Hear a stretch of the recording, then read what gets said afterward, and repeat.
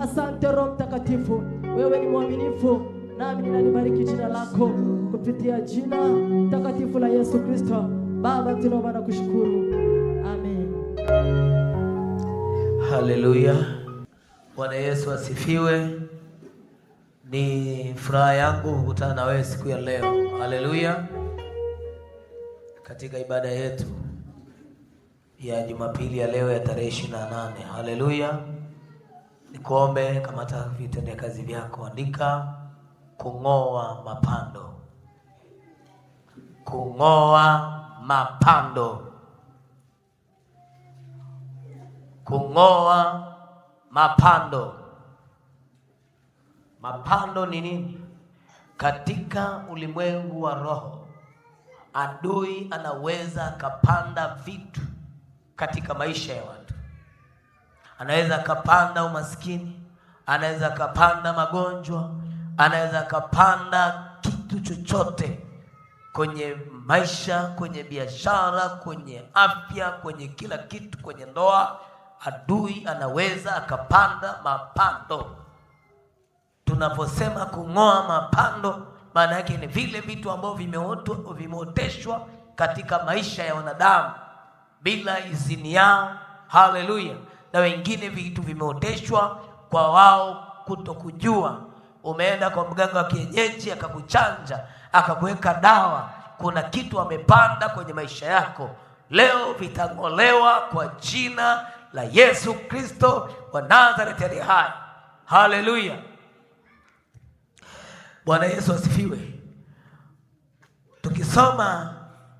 Tukisoma kile kitabu cha Mathayo 15 ule mstari wa 13, Yesu mwenyewe anasema kila pando, some pale 15:13 Mathayo.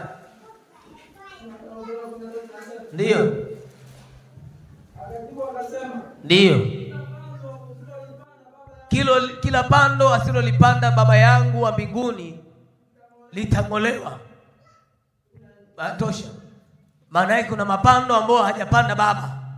Kuna mapando ambayo hajapanda Baba wa mbinguni kwenye maisha ya wanadamu. Kuna mapando ambayo hajapanda Baba. Anasema kila pando asilolipanda Baba litang'olewa. Bwana Yesu asifiwe. Ukisoma kile kitabu cha Yeremia 1 ule mstari wa 10, anamwambia tazama nimekuweka leo juu ya falme na juu ya mamlaka. Kazi aliyopewa anamwambia ni ili kung'oa. Yeremia 1 mstari wa 10, soma pale. Angalia nimekuweka leo juu ya mataifa na juu ya falme, ili kung'oa na kubomoa, ili na kuharibu na kuangamiza, ili kujenga na kupanda. Anaanza kwa kusema nimekuweka ili kung'oa. Anang'oa nini? Anang'oa vile ambavyo adui amepanda. Anang'oa vile ambavyo tayari vimeoteshwa kwenye maisha yao. Unaweza ukawa umezaliwa tu, lakini kwenye familia tayari kuna vitu ambavyo adui alishavipanda kwenye maisha yako. Unaweza ukapambana na watoto wako, lakini kumbe adui ameshapanda kitu ndani yao. Nilikutana na baba mmoja kule Arusha, hospitali ya nini inaitwa Mount Meru. Yule baba amepiga mtoto wake mpaka amevunja mkono. Anamwambia mtoto wake, angalia ningekuwa. Lakini kiangalia yule mtoto na gundua ndani yake sio kitu cha kawaida. Adui amepanda kitu kwa yule mtoto, kwamba mtoto asikii, akionywa haelewi. Kumbe adui amepanda. Haleluya. Sikiliza, adui anaweza kapanda kitu ndani ya mtu. Anaweza kapanda kitu ndani ya mtoto. ukapiga ukamuita majina yote mpaka ukamaliza, lakini mtoto akawa vile vile. Kwa nini? Adui amepanda kitu. Leo tuna kazi ya kung'oa, sema amen.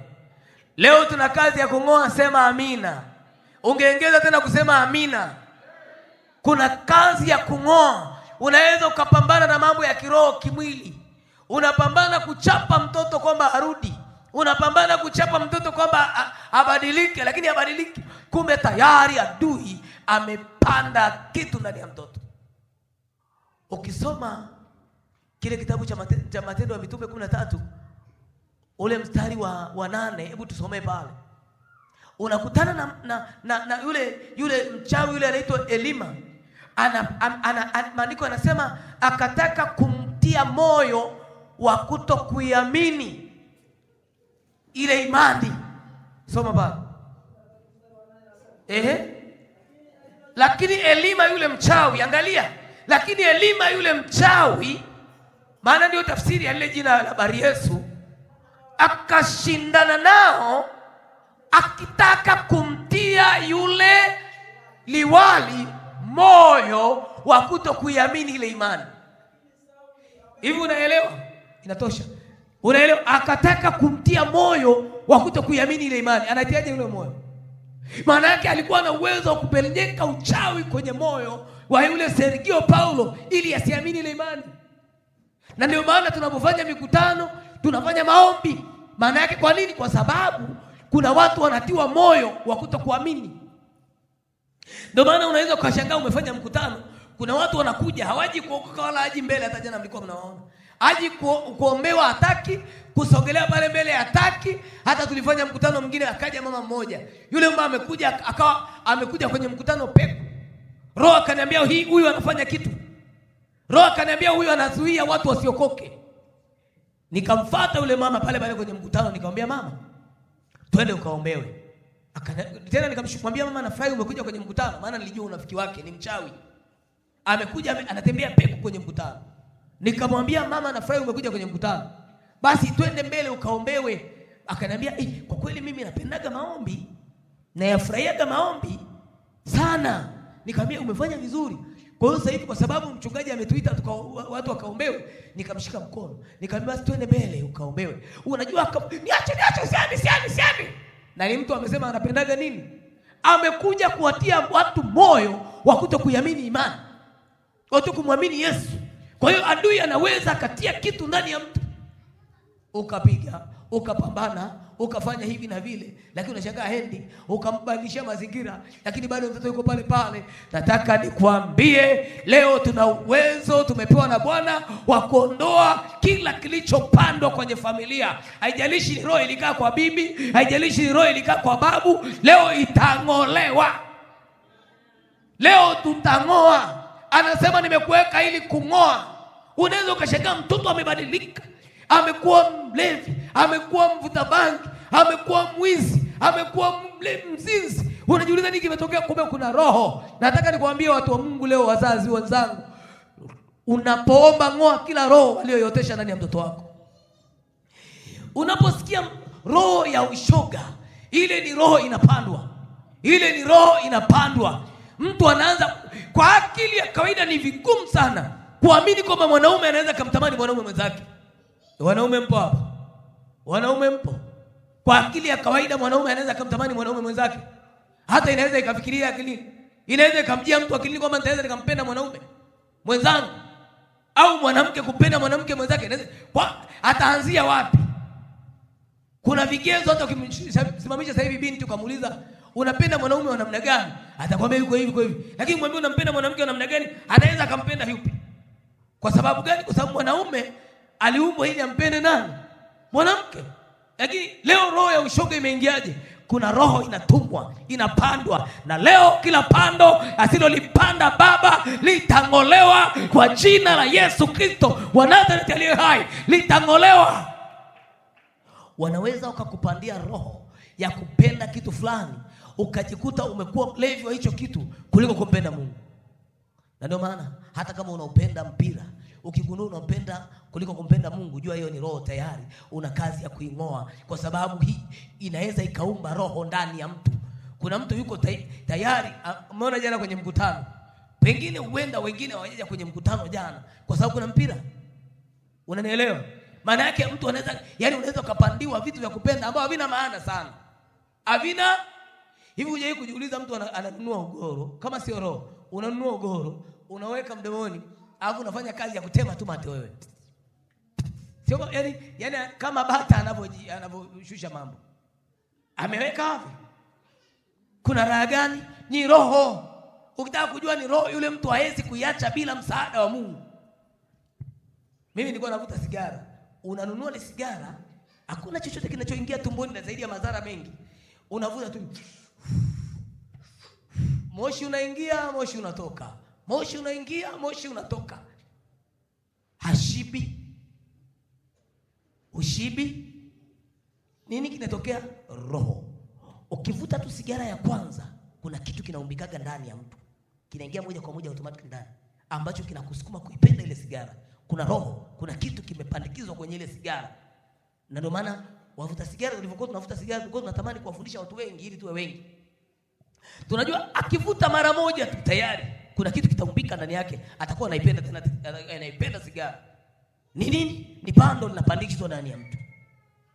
Kuna baba mmoja alikuwa hoi, yuko hospitali pale, alikuwa hospitali ya Arusha kule. Hoi, yuko maututi. Na ameambiwa sigara ndio zimekuletea madhara. Kifua kimeoza, mwili umeharibika. Anakoa pale hospitalini mpaka utamwonea huruma, mpaka unatamani kumkamatia chini anapofa. Lakini akiwa karibia na kukata roho, anamwambia rafiki yangu mmoja, anamuomba, anamwambia, hawezi kuongea, anamfanyia hivi. Maana yake na kushika kidevu na kuomba. Hawezi kuongea, yuko maututi, na kilichomsababisha kuwa maututi ni sigara. Lakini anaomba kwa ishara, kwamba anamuomba yule baba akamletee angalau apate moshi mmoja tu wa sigara. Hapo hawezi kuongea. Adui amepanda kitu ndani yake ambacho kinaitwa kupenda sigara, ambao hawezi kuiacha. Na wewe unawezekana kuna roho inakutumbua, inatesa. Leo kila pando asilolipanda baba, leo tuna kazi hiyo ya kuling'oa. Unaweza ukamwombea mume wako kashangaa amebadilika leo. Alikuwa anapandikizwa roho fulani. Wa mama wachawi, wazinzi wachawi wanajua hichi ninachokuambia. Wana uwezo wa kumpata mume wa mtu kwa kumpandikiza roho ya kumpenda yeye kuliko kuipenda familia yake. Ni kitu cha ajabu mno. Nimekiona baba mmoja mahali fulani ameacha mke wake mwenye watoto 4, akaenda kumwoa mwanamke mwenye watoto ambao hajawazaa yeye 6. Kwa hiyo yeye ndo anahudumia wale watoto 6. Kaacha familia yake ya watoto 4, atoi matumizi yoyote. Ni akili ya kawaida. Hapo kuna pando limepandwa, na Yesu yuko hapa kwa ajili ya kung'oa hayo mapando ambayo yamepandwa ndani ya watu. Ndio kazi ya adui, anapanda. Na kama hujui, unaweza ukawa unasema tu, yaani mume wangu, huyu mume wangu jamani. Wewe ndio unatakiwa umuokoe. Kwa nini? Kwa sababu tayari kilichopandwa ndani yake, yeye hana mamlaka kuweza kuking'oa. Wewe unatakiwa ung'oe, ambao Yeremia anaambiwa, nimekuweka wewe leo juu ya mataifa na juu ya falme, ili kung'oa, ili kuharibu, ili kubomoa, ili kuangamiza, ili kujenga, ili kupanda na kujenga. Wewe ndio una kazi leo, ng'oa na upande. Haleluya. Haleluya. Unaweza sikiliza nikwambie. Nimewahi kumwona mama mmoja amepandikizwa ukimwi. Yaani HIV kama, yaani zile dalili zote, na wakimwangalia ni hivyo. Lakini sio kweli. Wamepanda ukimwi ndani yake. Wameuotesha kichawi, na amelika dada watu, mama watu. Haleluya. Amepandiwa na nani? Naye alikuwa ni mzinzi kazini na mke wa mtu. Yule mwanamke alimuomba, acha mume wangu akusikia, akamloga. Haleluya. Amempandikiza. Nilivyoenda kumuombea ndio akaniambia, huu ni ukimwi wa kupandikizwa, amepandikizwa. Nikamwambia dawa ya huu ukimwi, acha mume wa mtu. Nikamuombea na akapona. Lakini ukimwi ule ulikuwa ni wa kufanywaje? Haleluya. yanaweza yakapandwa magonjwa ndani ya mtu. Unaweza ukapandiwa pressure, unaweza ukapandiwa typhoid, unaweza ukapandiwa ugonjwa ukakusumbua muda mrefu, UTI. Leo kila pando usilolipanda Baba lazima ling'olewe. Mungu alitupa mili hii tufurahi, tuwe na amani, tusikae na magonjwa, tusikae na mateso. Nataka nikwambie Yesu alikuja kubeba udhaifu wetu, kubeba mzigo wetu. Ndio maana maandiko yanasema kwa kupigwa kwake tumepona. Tumepona. Kama umepandikizwa pandikizo lolote, leo linangolewa. Sema amina. Leo linaongolewa. Wamepanda tabia yote, lazima ingolewe leo. Yaani unaomba, mwambie Baba, ikiwa ndani yangu na tabia yote imepandwa, ikiwa kuna pando lolote limepandwa ndani yangu, leo lingolewe, leo lingooke, leo ninaling'oa. Ng'oa. Anamwambia nimekuweka ili kung'oa. Ng'oa. Sema ninang'oa. Sema ninang'oa kila pando asilolipanda Baba. Ninang'oa kila pando asilolipanda Baba. Yeremia 2 mstari wa 21. Huyu ni Mungu anaongea kuhusu habari ya kwamba alipanda mzabibu mwema. Tusome pale Yeremia 2 ule mstari wa 21. Ndiyo. Nami nalikuwa nimekupanda. Angalia wokovu wako ulivyookoka. Unajikuta tuliokoka tukiwa wazuri, tulikuwa tuna maadili mazuri, tuna tabia nzuri, lakini unashangaa mambo yameanza kubadilika. Anasema nami nalikupanda mzabibu mwema sana. Mbegu nzuri kabisa. Uliokoka vizuri, tuliokoka tukawa watu wazuri. Imekuwaje leo tumekuwa wazinzi? Imekuwaje leo tumekuwa wahogo? Imekuwaje leo kuna dhambi inaonekana ndani yetu? Nini kimetokea? Haleluya. Nataka nikwambie leo tunang'oa. Malizia.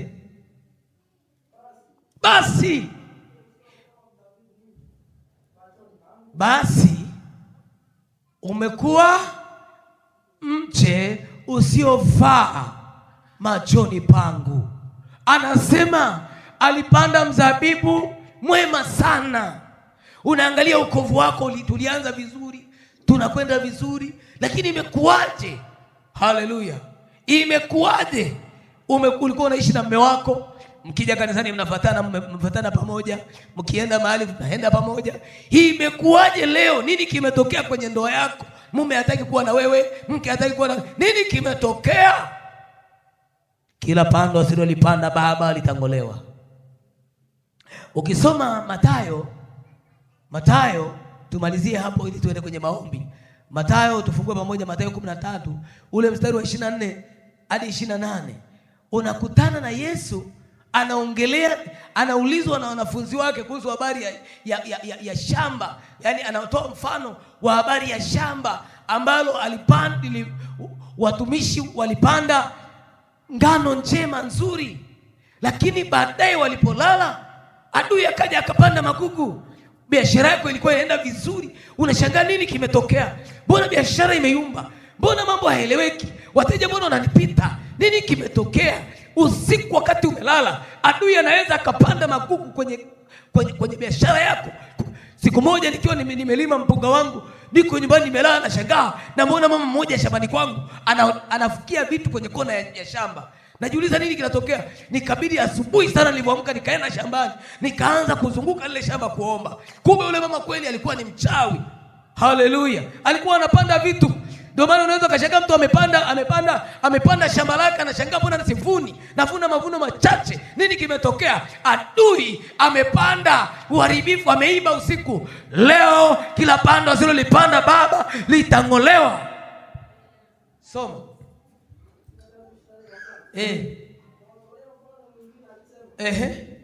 Akawatolea mfano mwingine akisema, ufalme wa mbinguni umefanana na mtu aliyopanda mbegu njema katika konde lake. Konde ni shamba. Lakini watu walipolala, akaja adui akapanda magugu katikati ya ngano. Umepanda shamba lako vizuri, pale karibia na kwangu liliwahi kutokea hilo jambo. Yule baba alikimbia shamba, alipanda mpunga wake vizuri. Baba mmoja wa Kisabato Alipanda shamba lake vizuri yule baba, ameweka vibarua, amegharamia, lakini kilichokuja kutokea wakati wa mavuno, akashangaa mpunga wote umebadilika, umekuwa majani. Ananiita mchungaji, ananiambia mchungaji, njoo uone kilichotokea shambani kwangu. Na mimi ameniita nikaone, sio nikaombe. Ameniita nikaone, nikabidi ngine nikaona. Nini kimetokea? Mpunga wote umebadilika, umekuwa majani.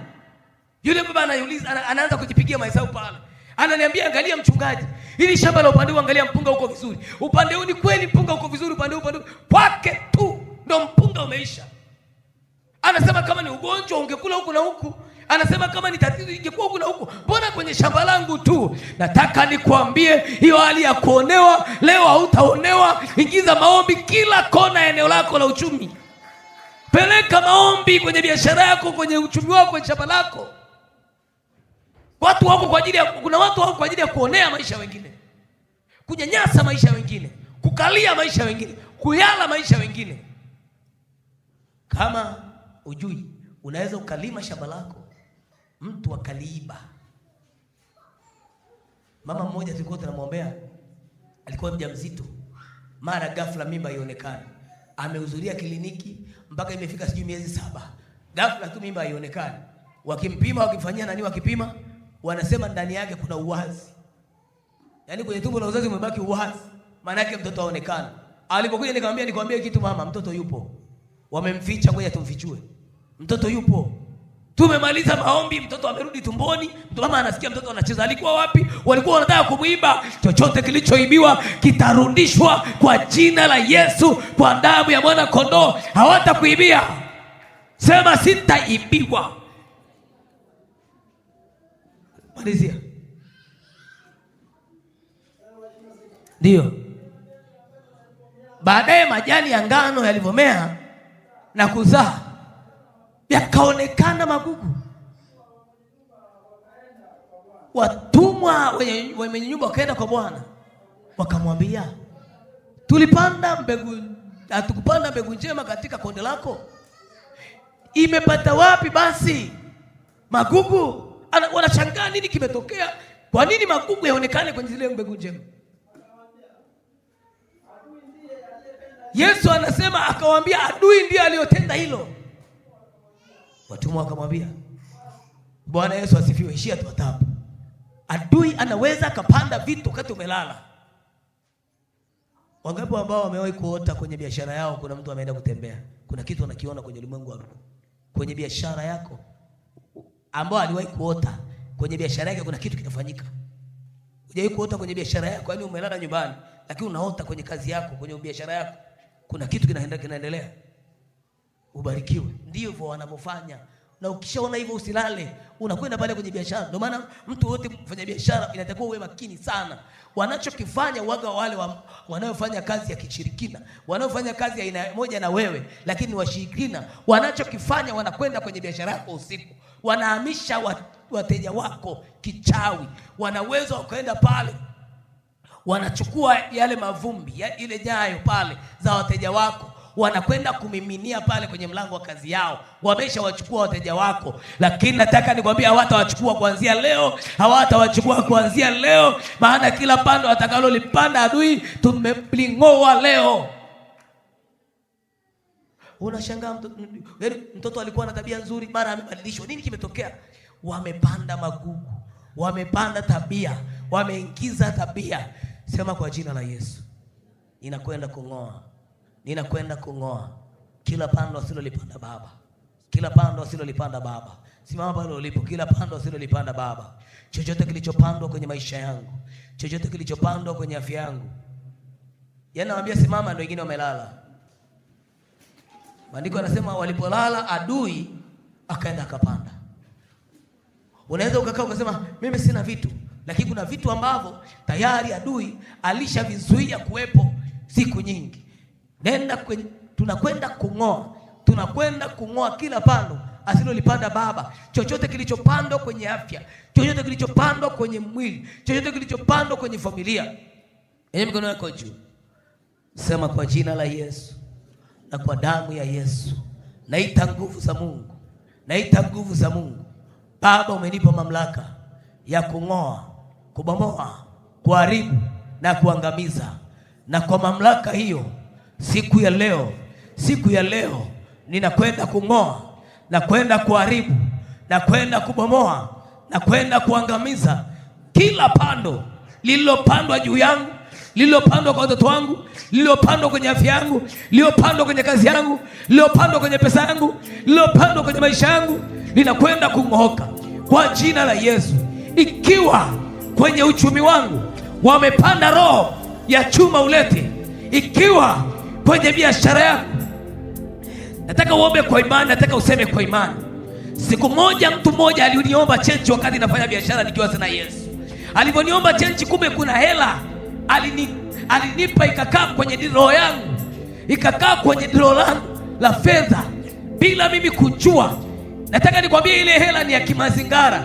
Inaweza ikakaa kwenye biashara ya mtu. Kila ukifanya biashara, ukienda kununua vitu, ile inabakiki.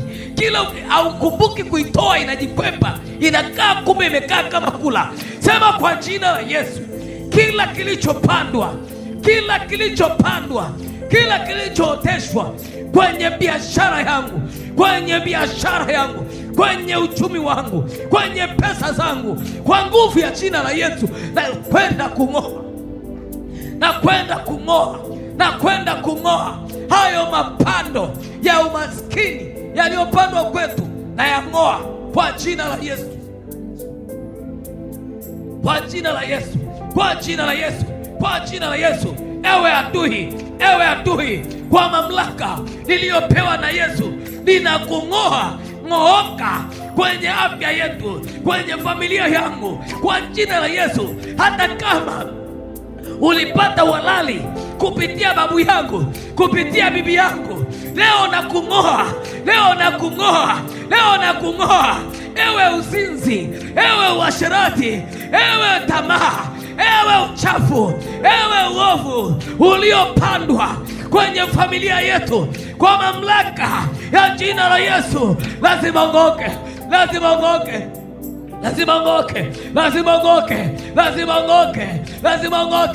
Ewe pando la umaskini, lazima ng'oke.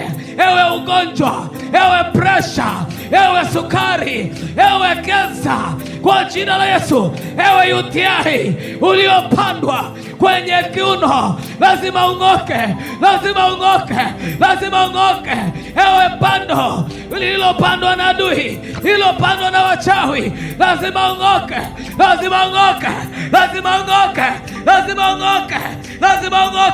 Popote ulipokaa, ninakung'oa kwa jina la Yesu. Kama umekaa chini ya mti mkubwa, na kung'oa. Ikiwa ulipandwa ikapandikizwa mti juu yako, leo nakung'oa. Leo utaona maajabu. Omba utaona maajabu. Yesu, kila pando ng'oka kwa jina la Yesu. Kila pando, pando la magonjwa, pando la umaskini, pando la kansa, pando la kisukari, pando la ugonjwa wa miguu, ng'oka kwa jina la Yesu, kwa damu ya Yesu. Ninatuma moto wa Bwana, achia miguu hiyo, achia kwa moto wa Bwana, achia. Pando la umaskini, achia biashara, achia kazi. Natuma moto mara saba. Ng'oka kwa damu ya Yesu. Ng'oka Sara, ng'oka roho za kutapanya, ng'oka kwa jina la Yesu. Ng'oka kwa moto wa Bwana, inakulipua kwa jina la Yesu. Ninatuma nani kwa jina la Bwana, natuma uwezo wa Mungu, natuma moto wa Bwana. Ng'oka kwa jina la Yesu. Ng'oka kwa moto wa Bwana, ng'oka kwa damu ya Yesu. Kila mapoza,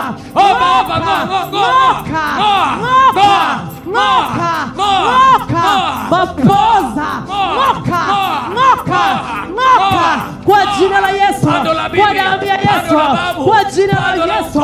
Ninatuma moto kwa jina la Bwana, ng'oka kwa jina la Yesu, kwa damu ya Yesu.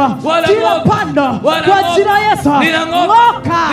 Pando la maneno, ng'oka. Kansa inang'oka, sukari inang'oka, hiyo roho ya sukari, hilo pepo sukari,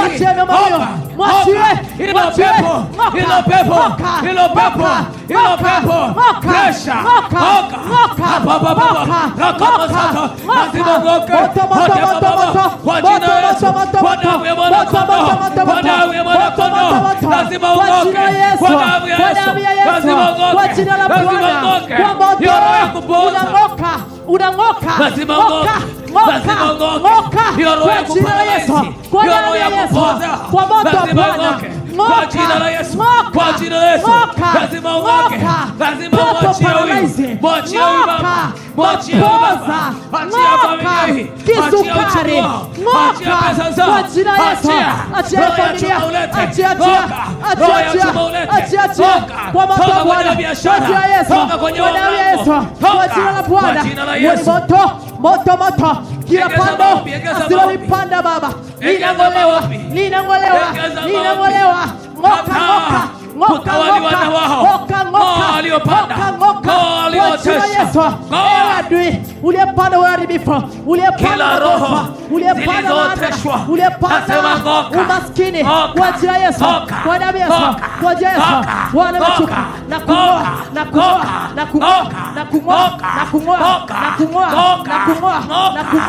hautakaa kwenye maisha yangu, na kung'oa, hautakaa kwenye watoto wangu, na kung'oa kwa moto wa Bwana, achia familia yangu, achia uzao wangu, achia hizo tabia ulizopanda kwa watoto wangu, nang'oa kwa jina la Yesu, kila roho, roho ya uzinzi kwa watoto wangu, natuma moto barasaba, mapando ya dhambi, kwa jina la Yesu, kwa jina la Yesu, asilolipanda baba ninaling'oa kwa jina la Yesu, kwa damu ya Yesu, ninang'oa tabia zisizofaa kwa watoto wangu, ninang'oa kwa jina la Yesu, mpaka kule nyuma. Egeza maombi kule nyuma, egeza maombi, egeza maombi huko nyuma, egeza maombi, mpaka kule mwisho. Omba usinyamaze, omba usinyamaze, omba usinyamaze, omba usinyamaze. Mwambie adui leo nakung'oa kwa jina la Yesu, kwa damu ya Yesu, hautakaa kwenye malango ya nyumba yangu, kwa damu ya Yesu, kwa jina la Yesu, kwa damu ya Yesu, ninatuma moto, ninatuma radi, ninatuma moto kwa jina la Yesu, kwa damu ya Yesu, achia riziki yangu, achia sehemu za biashara, achia biashara, achia kwa damu ya Yesu, achia mifungo, achia. Ewe adui uliyepanda laana kwenye ardhi yangu, ninang'oa. Ewe pepo uliyepanda maneno mabaya kwenye mabanda yangu, natuma moto wa Bwana,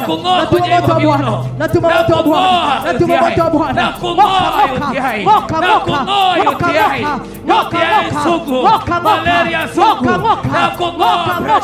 nakung'oa askari, nakung'oa kwenye mwili, nakung'oa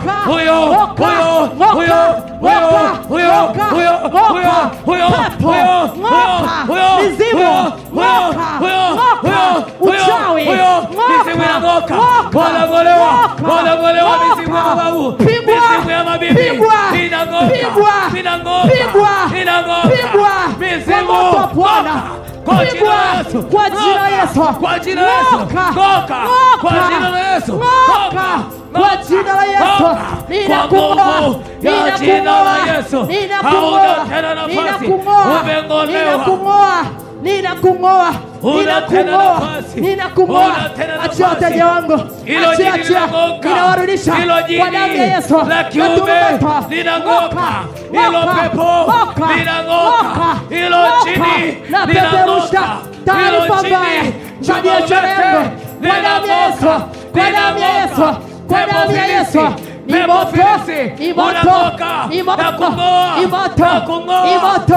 imoto kwa jina la Yesu, kwa damu ya Yesu, kwa jina la Yesu, ng'oka, ng'ooka, ng'ooka kwa jina la Yesu. Achia maisha yao. Wewe ambao unaona kabisa kwamba maisha unayoishi sio ya kwako, wewe ambao unaona kabisa kwamba maisha unayoishi sio ya kwako, kila aliyopanda huo umaskini, nasema ng'oka. Hiyo umaskini ng'oke, huo umaskini ng'oke, huo umaskini ng'oke, huo umaskini ng'oke. Hiyo shida uliyoipanda kwenye maisha ing'oke. Ng'oka, ng'oka, ng'oka, ng'oka, ng'oka, ng'oka, out, ng'oka, ng'oka, ng'oka. Achia maisha ya wima, achia maisha ya huyu, achia maisha yake, achia maisha yake, achia maisha yetu, achia wewe adui, hauna tena nafasi. Egeza maombi. Pana roho wa Mungu ndani ya watoto wako, pana roho wa Mungu ndani ya watoto wako, pana roho ya kumcha Mungu ndani yao, pana roho ya kumpenda Mungu ndani yao, pana roho ya kumwabudu Mungu ndani yao, pana roho ya kumpenda Mungu ndani yao. Ukiwa unaomba alafu unajisikia vibaya, njoo huku mbele. Kama kuna hali fulani unasikia kama unataka kuamka, unakuja huku mbele, njoo mbele uombe. Kama unajisikia vibaya, kimbia huku mbele, kimbia huku mbele, ndio msaada huo. Ving'olewa vilivyokusumbua, ulikula uchumi wao imetosha, ulikula afya zao imetosha, ulikaa ndani ya maisha yao imetosha, uligulumu afya yao imetosha. Imetosha, imetosha, imefika mwisho. Leo hautakaa, leo hautastahimili, leo hautakaa, leo hautakaa, leo hautakaa, leo hautakaa, leo hautakaa kwenye maisha yao. Wengine huko tuendelee kuomba, ng'oa, ng'oa, ng'oa, ng'oa, ng'oa, ng'oa, ng'oa, ng'oa, ng'oa, ng'oa, ng'oa, ng'oa. Mtu anaweza kukupandia kitu ndani ya mwili. Kila mahali ukienda wanajua fulani yuko sehemu fulani. Maisha yako yakiwa mazuri tu wanajua, wanaanza kutuma majini, wanaanza kutuma mapepo. Wakiona tu tayari uchumi umekaa vizuri, wakiona tu kuna amani kwenye ndoa yako, unashangaa mambo yamebadilika. Kwa nguvu ya jina la Yesu, Baba, na uchovya mkono wangu huu damuni mwako, Bwana, na uchovya mkono wangu huu damuni mwako Yesu, Bwana wa majeshi, uliosema Bwana Jehova tutoe pepo, Bwana tuponye wagonjwa, uliosema Bwana Jehova taweka mikono watapata afya, ulioachilia mamlaka ndani ya mikono ya mitume, ndani ya mikono ya manabii wako. Naita ile nguvu yako, naita ile nguvu ya kuponya, naita ile nguvu ya kufungua, naita ile nguvu ya kukata kamba, naita ile nguvu ya kuvunja vifungo, naita ile nguvu. Kila pando asilolipanda Baba, kila pando asilolipanda Baba, kila pando aliyopanda kwenye kitovu ing'oke kwa jina la Yesu, ing'oke kwa jina la Yesu, ng'oke. Hapo ni moto. Kila pando lililopitia kwenye kitovu, hapo ni moto, hapo ni moto. Shika kwenye hicho kitovu, moto mara 7, moto ulao, moto ulao, moto ulao, moto ulao, moto ulao, moto ulao, moto ulao. Hapo nashusha moto kwa kila pando asilolipanda Baba, mapando ya kichawi, mapando ya mama, mapando ya bibi, mapando asiyoyapanda Baba, ng'oka, ng'oka. Leo sio mwisho, leo unang'oka, leo hautavumilia. Leo Baba ametutuma kuja kung'oa. Leo Baba ameachilia mamlaka kwa ajili ya kung'oa. Lazima ng'oke, hauwezi vumilia, hauwezi stahimili, hauwezi stahimili, hauwezi pumzika, hakuna pa kukaa, mwili umegeuka ni moto. Kila pando asilolipanda Baba ling'oke. Ng'oka kwenye maisha ya huyu. Ng'oka wewe mtesi wa familia, ng'oka wewe mtesi wa familia, ng'oka wewe msumbufu wa familia, ng'oka wewe uliopandwa kwenye familia jini. Ng'oka pepo, ng'oka, ng'oka, ng'oka, ng'oka, ng'oka, ng'oka, ng'oka. Nasema ng'oka, nasema ng'oka, nasema ng'oka, nasema ng'oka. Umetesa familia, umezuia habari ya kuolewa kwa heshima, umezuia habari nyingi kwenye familia. Leo ng'oka, leo ng'oka, leo ng'oka, leo ng'oka. Ng'oka ni moto, ni moto, hutavumilia. Umetesa inatosha, umeumiza inatosha, umekaa hapa inatosha, umekaa kwenye maisha yao inatosha, inatosha jinsi ulivyoishi, inatosha jinsi ulivyokaa. Toka, toka, toka, toka, toka, toka, toka, toka, toka, toka, toka. Kimbia, kimbia. Lazima ng'oke na kung'oa. Tunakung'oa, tunakung'oa, tunakung'oa, tunakung'oa na mizizi yako. Wewe mtu uliooteshwa kwenye familia, wewe mtu uliooteshwa, leo unang'olewa, leo unang'olewa, leo unang'olewa, leo unang'olewa. Tunakung'oa, tunakung'oa, unang'olewa. Ninakung'oa, ninakung'oa. Hautakaa, hauwezi tena kukaa. Ng'oka, ng'oka, achia maisha yao, ng'oka, achia maisha yao, ng'oka. Huyo anang'oka na mizizi yake. Baba amesema tukiwa na imani kidogo tu kama punje ya haradali, taweza kuambia mlima ng'oka, taweza kuambia mkuyu ng'oka. Ewe tatizo uliokaa muda mrefu ukao kama mkuyu kwenye familia, leo ng'oka, leo ng'oka. Nasema ng'oka, ng'oka, ng'oka, ng'oka, ng'oka, ng'oka. Wewe ulae leo na kukemea, hautakula, hautakula tena, hautateza tena.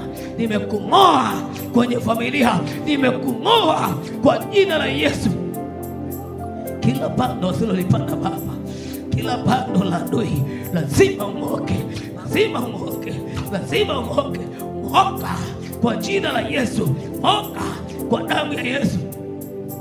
Naipaka damu ya Yesu tarehe ya kuzaliwa kwake, naipaka damu ya Yesu ile siku, naipaka damu ya Yesu hiyo siku, kwa damu ya Yesu, kwa damu ya Yesu. Mtoto aliyo tumboni, na mpaka damu ya Yesu, na mpaka damu ya Yesu, na mpaka damu ya Yesu, na mpaka damu ya Yesu. Mikono itakayompokea wakati wa kuzaliwa, na mpaka damu ya Yesu maisha ya mtoto huyo, na nita damu ya Yesu Kristo inenayo mema juu yake katika jina la Yesu.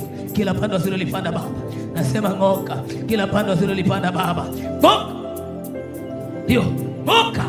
Kila pando asilolipanda Baba, kila magonjwa, kila vifo, kila pando asilolipanda Baba, nasema ling'olewe, lazima ling'olewe, lazima ling'oke. Nasema ng'oka, ng'oka, ng'oka, ng'oka, ng'olewa. Umeng'olewa kwenye maisha yao, umeng'olewa kwenye afya zao, umeng'olewa leo. Tumekung'oa, tumekung'oa kwa jina la Yesu.